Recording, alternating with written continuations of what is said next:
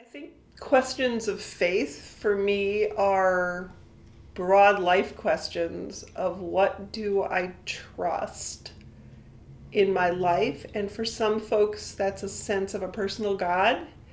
For Unitarian Universalists, some may have a sense of the greater unknown or the spirit of life or a foundation of creation.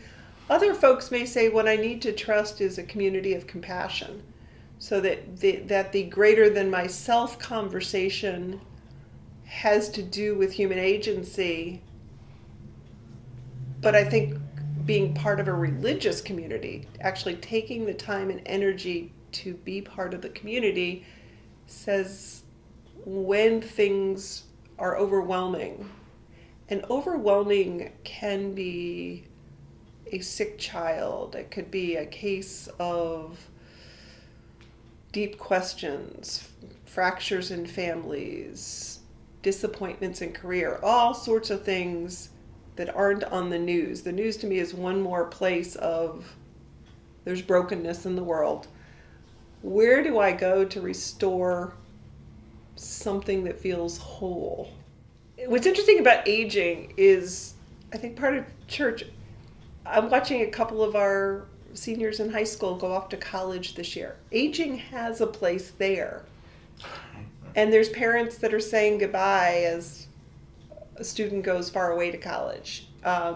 So I think as you go through, everybody is sort of surprised sometimes that 40 has crept up on them or different places. But when we get to aging further in there, I think there's a couple questions. For some folks, just sort of sitting, and I think where a lot of Unitarians are, is there might not be something beyond, it's at best a mystery.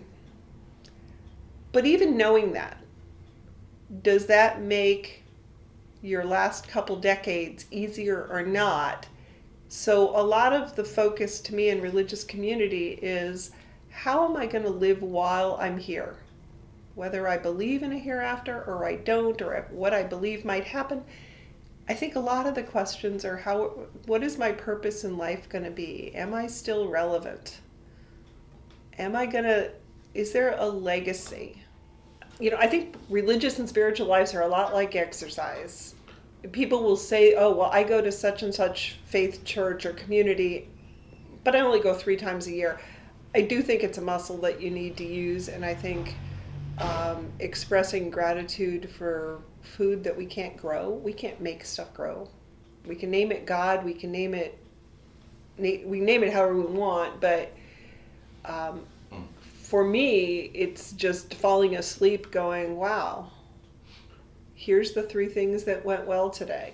If I look at probably the biggest issues, I was asked during an interview in Chestertown, and I was asked what I thought the biggest social justice issue was of the time. And it was at the end of a long interview, and I said polarization. And I think that's probably still a good answer, but I was kicking myself that I hadn't said what has been core to my ministry since I started seminary, which is racial justice. I had named that way before. And I think that some of that's related, and I think gratitude you also need to be careful with, because not everybody can have the same gratitude lists. And I think that's the other job of a minister, is to keep folks awake and to your local community.